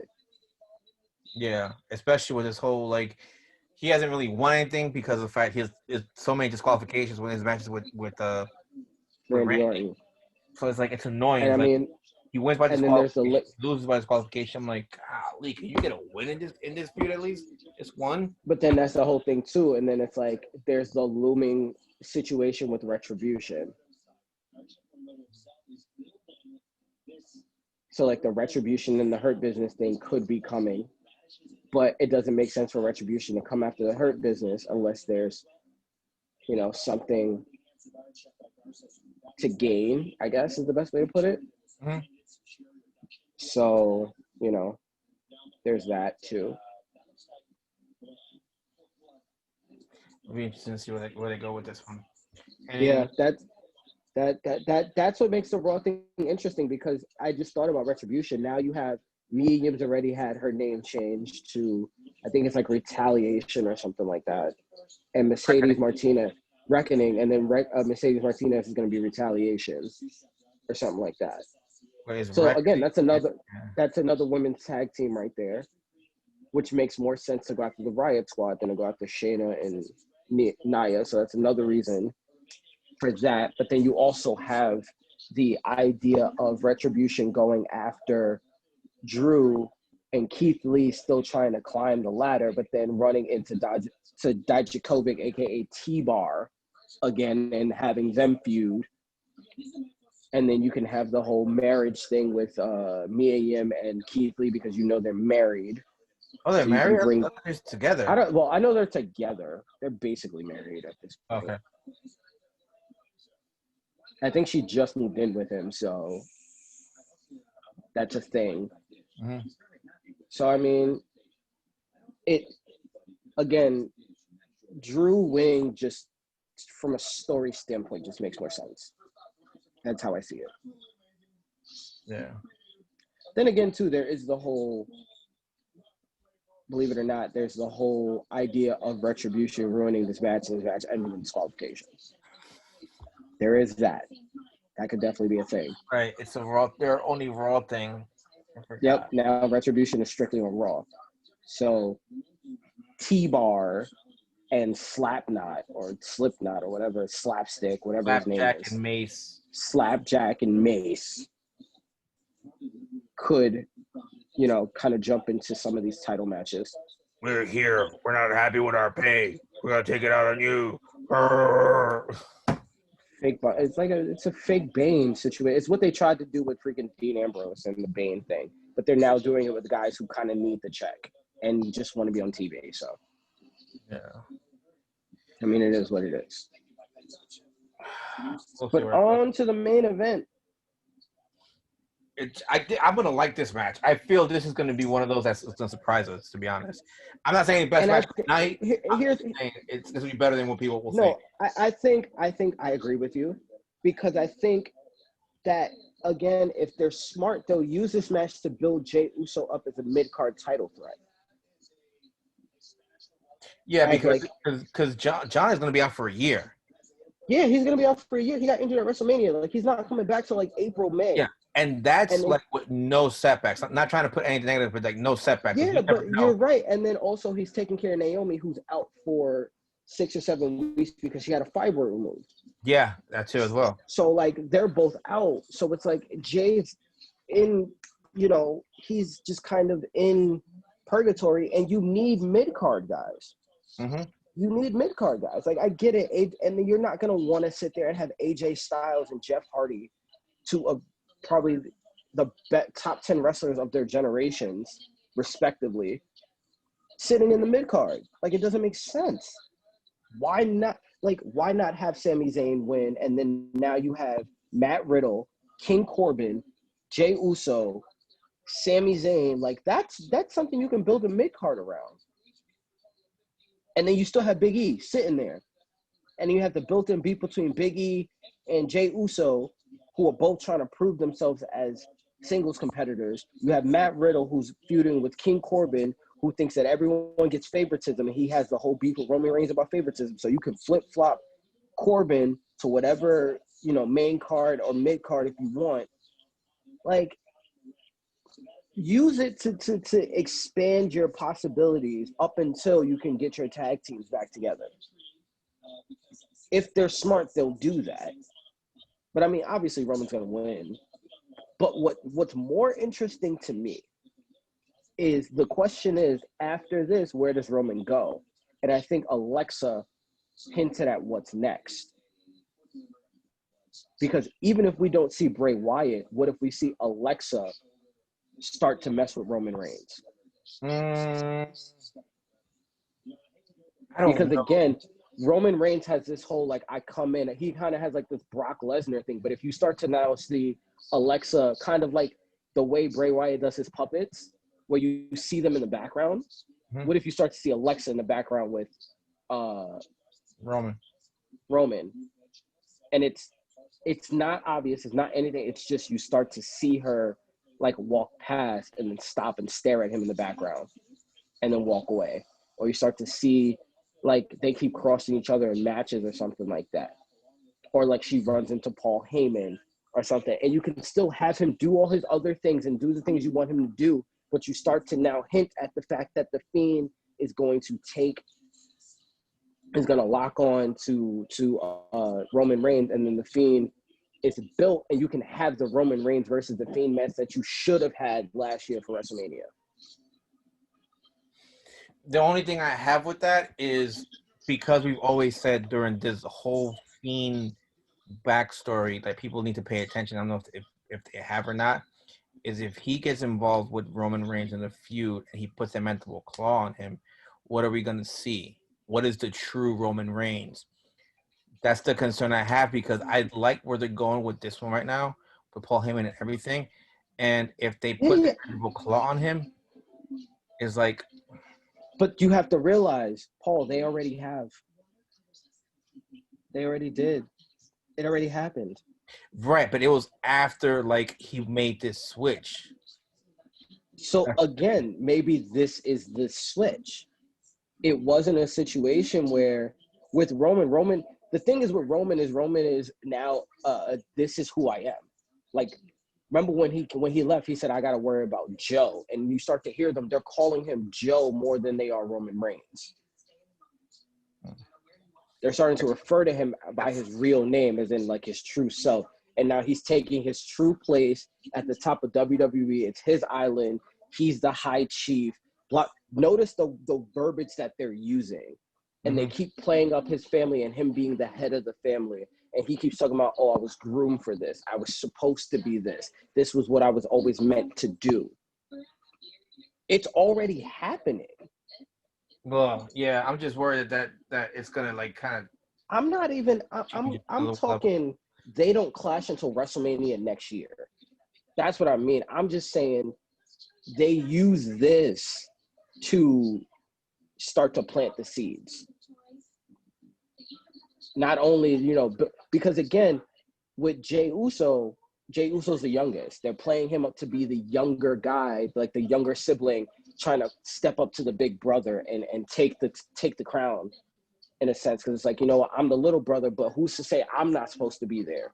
Like, that's his whole shtick right now. But just because he doesn't have the world title doesn't mean he doesn't deserve a singles championship. He could very well be a good Intercontinental champion. And I've always said that I've more said it about his brother, because his brother always seemed like the more independent, but it's a better story if it's Jey. Because if it's Jey and then Jimmy comes back, do they go back to being a tag team? Or do you even have them feud for the Intercontinental title before putting them back together?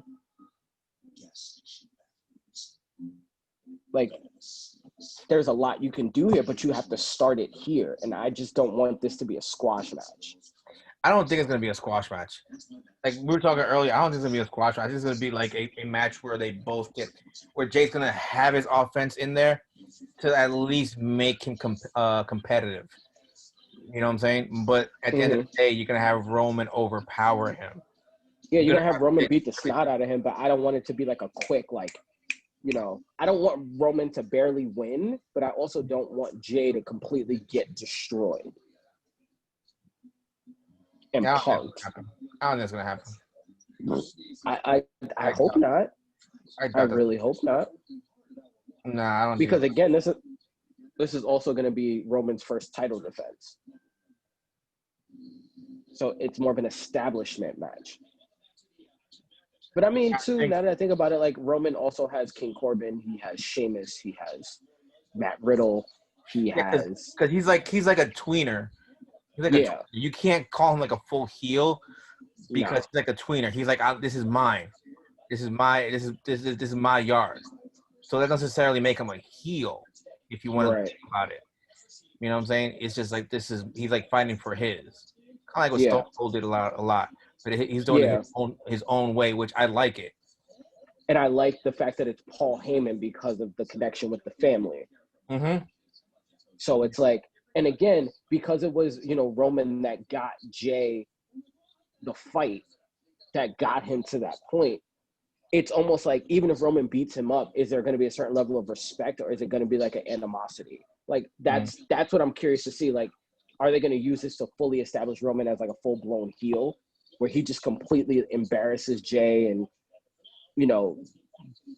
does the most heelish thing and just like dominates him and beats him up and then like kind of spits on him after, kind of that whole thing? Or does he fight? And he definitely does have those moments, but then like he picks him up at the end and gives him a hug or whatever. Or give him like that respect. Like, I don't know how they're going to do that, because he could very much beat the crap out of Jey, and then after he wins, beat him up some more, kind of thing, to like really nail in the whole heel persona.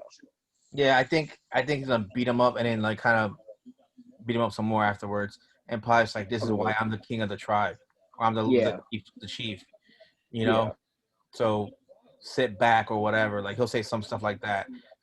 And as long as they let him, like, this is what I think why a lot of people are liking this, because when he throws out his promos now, it's not like it's script. It's like he's coming off genuine. Obviously, I think it's still scripted a little bit, but I think they're giving him input on it to create these promos, which is fine by me. I don't care if it's scripted again, but if he has his input on it, which he's throwing himself into it, that's fine with me, because that's what it feels like. I don't. You already know. I think they've given the Usos full autonomy to do what they want to do. Yeah, it's more on Roman's side, you know.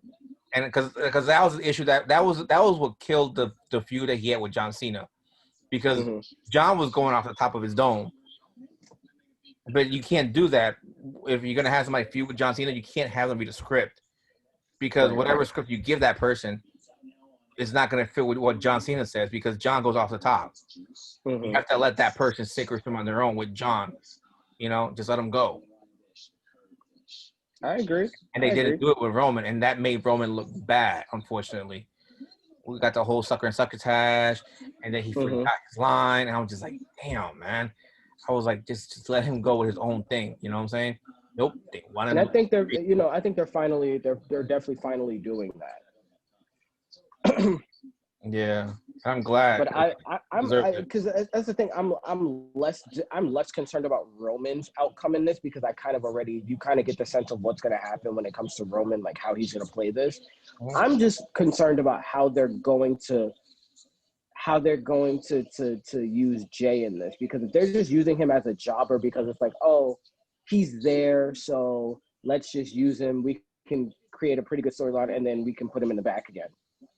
I'm like, no, that's kind of wasting the opportunity that you're giving yourself. Like, use him to establish him as a mid-card type of situation, where it's like he can come out and say, like, you know what, I got beat, I got this, I got that, but I went toe-to-toe with the big dog. And, maybe I'm not, there for the world title, but I can definitely hang on my own. So, Sammy, you got something I want.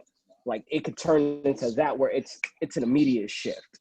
Or you can have Paul Heyman come to him after. It was like, listen, just because you didn't go after the top title and the top teeth doesn't mean that there isn't another prize you can't go after. And then Paul Heyman kind of points him in the direction of Sami Zayn. Or Jeff Hardy or AJ Styles, whoever wins, but I think it's going to be Sami Zayn. Yeah, and I like that. I like that move. And it'll be interesting if, like, you have Paul Heyman also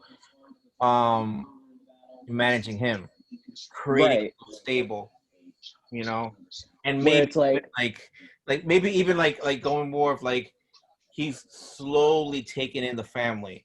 He has Roman, he has Jay, he picks up Jimmy when he comes back. He picks up Nia. He gets Jimmy when he comes back. Like, and then you have the family reunited right there. Naomi, because she is Jimmy's wife.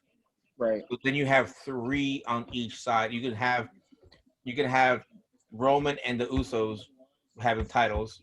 So now you have the main and the tag team.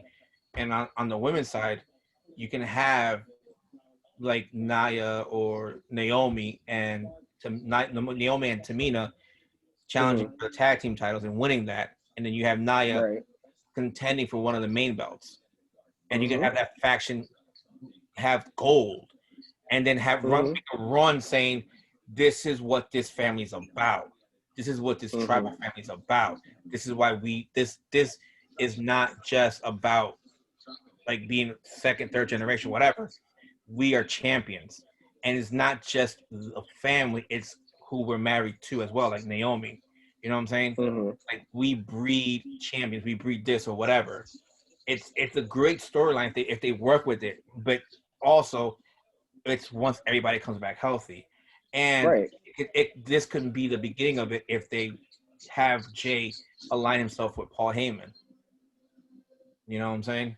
Like, it's another like slowly building, and then they chase after belts and they gather them again. Like, I hate doing this, putting so many belts in a faction, but because of the fact that you have it where you can align it with the storyline wise, because of how they're building this, it kind of works.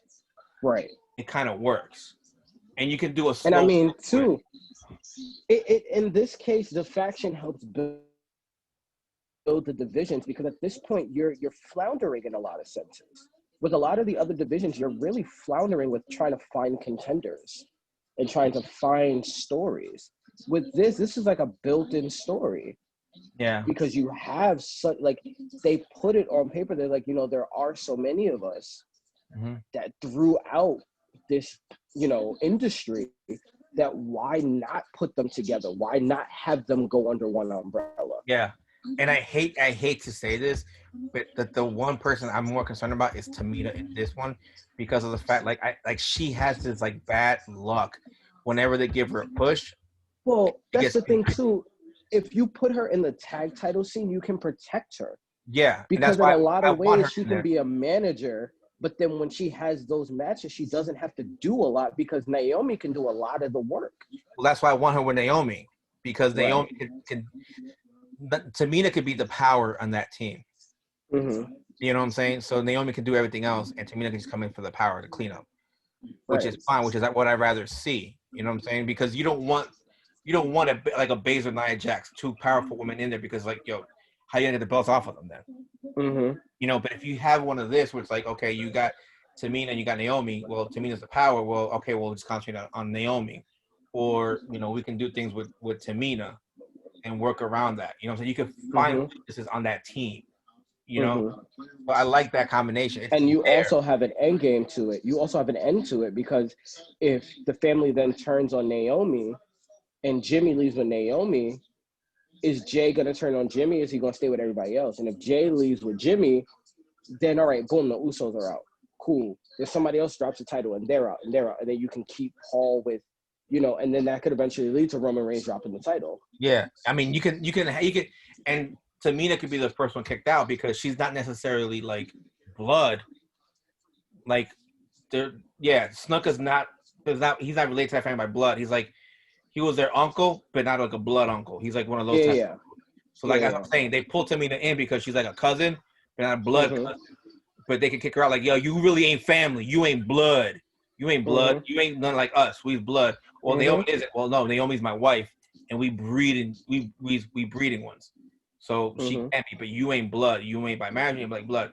So they can find a way to kick her out like that, Mm-hmm. and then they can go as well with you. It was like, well, Naomi does not kick Naomi out, and then her husband follows with her.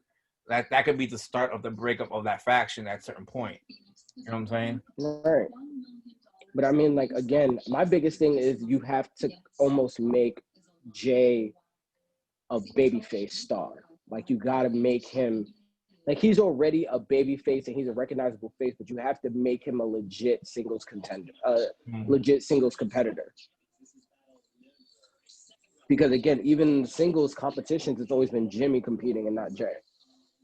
Yeah.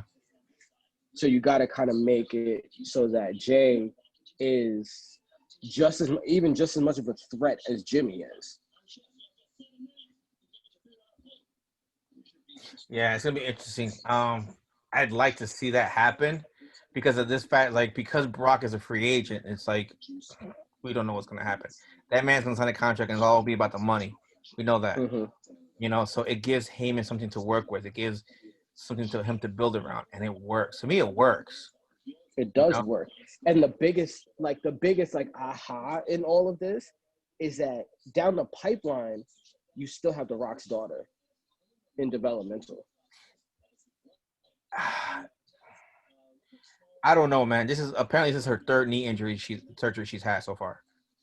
The Rock's daughter, Simone. Yes, this is I the didn't even third. know she was in. I didn't even know she had a knee injury. Yeah, this is the third knee surgery she's having already, and she's like 20. No, I didn't know she was hurt. I just thought she was in developmental. She was, yeah. She got hurt. I read the report. She got hurt. Apparently, so it was an issue where her knee was, I think, popping or it was locking on her or something like that. But she got surgery again. Mm, I was mm. like, damn. And I said, yeah, it's the third knee surgery she's had so far. I'm like, golly, bro. I'm like, how are you? I'll find out how old she is. But like, she's very young, so for her to have a third knee She's surgery, 19. there you go. 19 and 3 knee surgeries already. I'm not sure if it's all on the same knee or if it's like one like on both combined. But still, 3 knee surgeries and you're 19. That's a lot. So like I hopefully because she's young, she'll come back from her surgeries quickly and she'll become like not going to be too much of an effect on her performances, but it's going to hinder her right now because of the fact we don't know what's the time Mm-hmm. frame on her coming back. Yeah, I got to do some research on that one Yeah. because I haven't heard. I didn't hear anything about an injury. No, because of the fact that she's not on Okay. I see it. I see it. yeah, because she's not on NXT, she's like still in like she's in training. It's Hmm. not gonna be out there that much. You know what I'm saying? Because they don't have to report that one really. Yeah. You know, so it's gonna be interesting to see what they come up with her, um, and how she comes back after this knee surgery. I hope she comes back well. Never want to see any injuries for nobody. Like I said, the only issue I have with this faction we're talking about with the tribal family is like Tamina because she has a history of the injuries, you know, and Yeah. unfortunately for her, like majority, if not all her injuries came like when she was getting a push. And Hmm. that's what sucks for her because I always wanted to see her get a good push. And like she's always they missed the shot they've had with her, but it's nobody's fault. It's just she's had this bad luck with getting injuries at the worst time. And they weren't like short little knick-knack injuries. They were like, I'm out for a year, you know, type of injury. Yeah, like the ACL stuff and all Yeah, ACL, a shoulder as well. I think a that. shoulder put her out for like almost half a year, you know. Mm. And then they sat back. She sat back there because they didn't know what to do with her when she came back, you know. So it's like, yeah, it's gonna be an interesting card. And like, yeah, it's a C-rated pay-per-view, but there's a lot that they can do with some of these matches storyline wise. And I think that's what I'm gonna pay attention more with these matches on this card Hmm. is what happens storyline wise. Yeah. Because a lot of these is like kind of obvious. Like Roman's retaining, Drew's retaining, Bailey's retaining. Um, I mean, the Drew isn't so obvious, it's but not it's so also obvious. obvious, but it's like what else are you gonna do? If Randy Right. wins it, it's like all right, it's not gonna be a shocker, but it's like okay, who's next? Literally, who's next? And why did you do that? Yeah, but then you like the obvious ones: Asuka, Lashley, you know, Nakamura, and Cesaro. Hmm. Like, that's more than I think majority of the card that you know obviously off the top of your head is retaining. Right. So You know, it's like, all right, so what's the point of these matches? Like what are we doing in order to forward the storylines surrounding these matches? Like even the Shinsuke Nakamura one is like, okay, we know that they're gonna win, but the interesting part is will Lucha House Party implode? and Like how? that's the yeah, how? Like that's the story within the story. Yeah, Every match has like a story within the story that's more interesting than the story. Like the match, I'm like, I don't care, but is there going to be something that's done, or are you guys just pulling at us? And it's like, okay, you guys are going to wait to pull the trigger on this and do it at the wrong time during like a regular show instead of a pay-per-view. yeah, which is annoying. It'll be annoying because this is the reason of a pay per view is to get Right. you're not going to see on the show. Right. You know, unless you say something like kind of like what happened with the Shield when they first broke up. Mm-hmm. It didn't happen on the pay per view. It happened on the Monday after the pay per view, After, right. which was still good But enough. like again, the Shield is one thing, but Lucha House Party is not the Shield in terms of fame and star power. So like they kind of need the pay-per-view in a sense to be relevant. Right. Because they do that on a show, like I'm not gonna care. It's like, oh, No, Lucha House Party broke up. Okay. because But if they do here's it, the thing: if you do it on the show, it's like, are people watching? yeah. The pay-per-view, at least you know, like you have everyone's attention at that point. Yeah, and even after the match is over, the commentators are still gonna talk about it through the Mm-hmm. night. You know, either like after the match is over, they'll probably reference it like 2 matches later or 3 matches later. Mm-hmm. Like, oh, let's go over what happened at Lucha House Party. Or they can go back into it because they're still fighting in the back.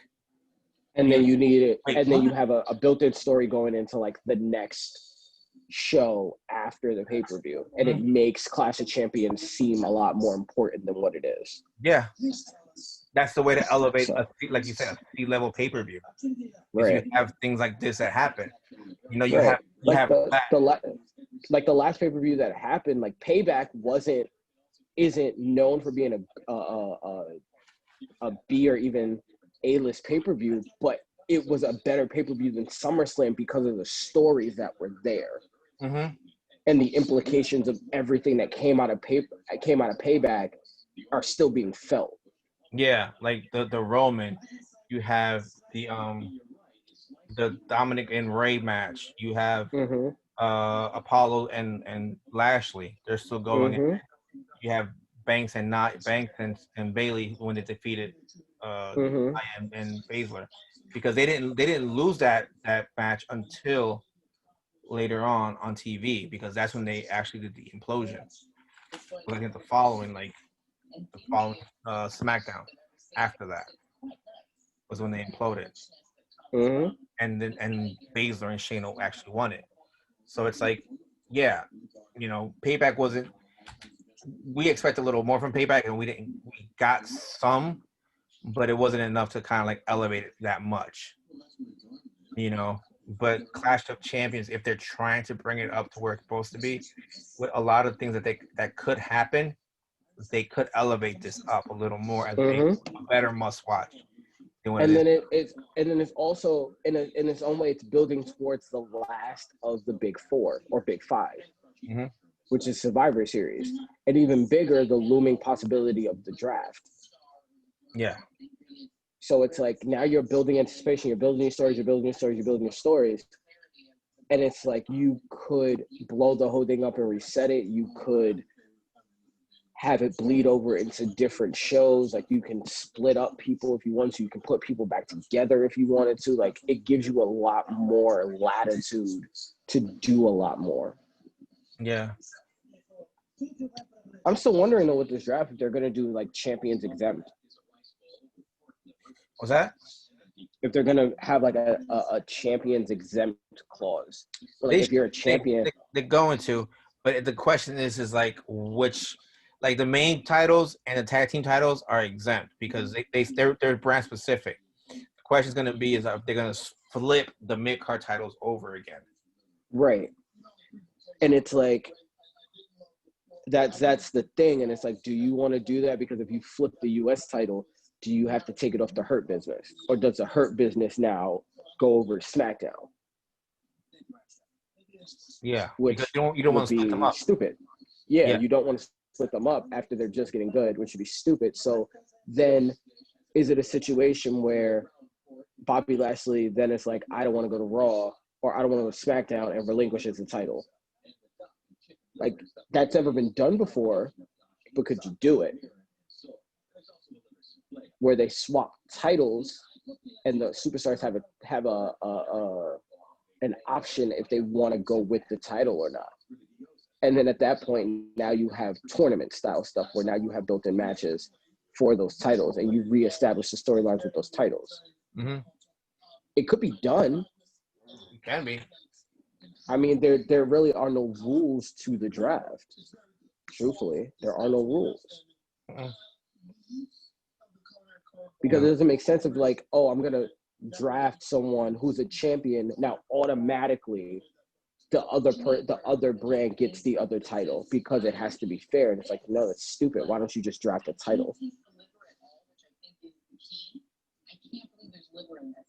Yeah, it's gonna be interesting to see what they do. To be honest, Right. there's a lot they can do in this one. Because like another one is like Street Profits. Like if the Street Profits retain, is this another is this the final straw where Andrade and Angel Garza actually like the split Implode. permanent implode? That's Yeah. something we haven't talked about earlier, but is it? That's Because a at this big one point, because it's like, then again, now you open up the possibility of one or two guys being main card stays going forward. You have a built-in feud to establish most guys. You have two guys who could then be mid cards or main card guys. Like you open up a lot more possibilities if you split them up.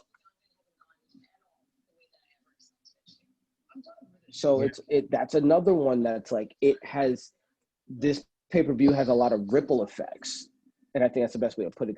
There's a lot of ripple effects that can come from this pay-per-view that can set them up for like the next 6 months heading into Royal Rumble.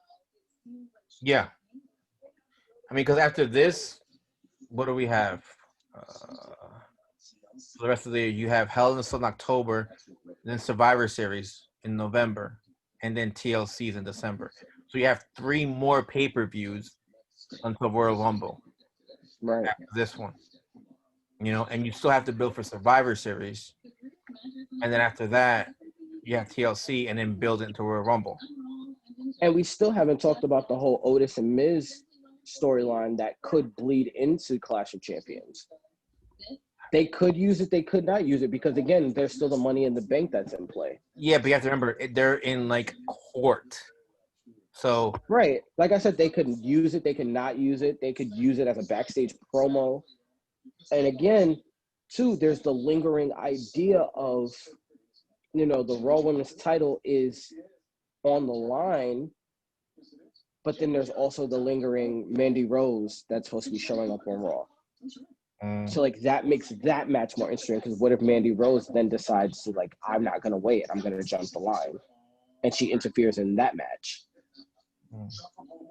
Like that could, I feel like that again, the possibilities of what this pay-per-view can be is what makes this pay-per-view interesting. Because if you're just looking at the match card in general, it's very benign. Like it's boring. Like there's a couple of okay, this could be a good match. If you're just looking purely at the matchups, the stories within the stories are what make this pay-per-view, in my opinion, must see. yeah, I agree. Because some pay-per-views it's like, okay, I can skip it. I can just get the playthrough later and it's not going to really hold any weight. Like I wouldn't care.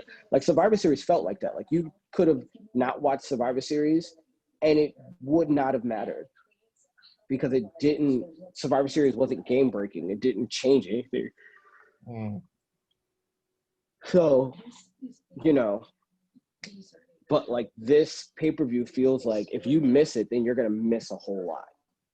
Yeah, which is what I like. And that's the thing that concerns me though, because the thing is like we're hedging our bets on a lot of stuff that they do, and it doesn't have to be like what we say, but just the fact that in things that they should be doing to progress the storylines in a lot of these matches, and it doesn't even have to be matches, but it's certain individuals or tag teams, right? Or just promos or interactions or just little things like that. Because again, there's the whole Baron Corbin, Matt Riddle thing that's still lingering. Where it's like, all right, so if Sammy wins, does Sammy just win and then he gets his moment and then we go on to the next match? Or are we going to make things interesting and Sammy gets attacked? Or are we going to wait till Friday to see what Sammy does after that? All of which are fine. Or you can have a promo where like Sammy wins and he goes into the back and he's like, hey guys, look, I am the champion again, legitimately this time. And they're like, oh, okay, Champions Lounge, welcome.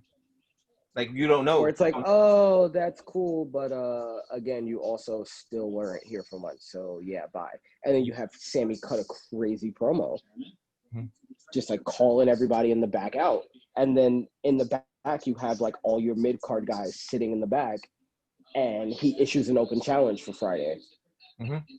So it's like now you progress the story further with Sammy, and now you immediately make him jump into something else. Yeah. Yeah, and like we said, there's more faces on SmackDown than there is on Raw. Yeah, but everybody, thank you for joining us. It's been a little late, it's been a little long, but again, because this pay-per-view, like we're saying, there's a lot of possibilities, a lot of things they can do storyline-wise with not just like both parties in the matches, but with a lot of like not just one individual in the match, but a lot of like where both parties in the match you can do things with. So it's interesting to see. Hopefully they do a lot of things that proceed storylines. Now we're just looking over it. We have two teams that can actually implode, two tags that can implode in the pay-per-view tomorrow night or in the Clash of Champions. So stay tuned, watch it. If you're not able to watch it, catch the highlights, and we'll see if we can drag Benny in to get a review of the Clash of Champions. Maybe we'll like, comment, subscribe. Let us know what you guys think about our very long-winded opinions, whether we suck, whether we talk too much. We take constructive criticism. Yeah. Sometimes. And we may go live on Facebook. So if you're watching this, follow us on Facebook, Sports Rock Analyst. We may go live once in a while over there with our reviews, and we'll just post them on YouTube afterwards. All right. Thanks for everything, guys. Next time. All right, guys.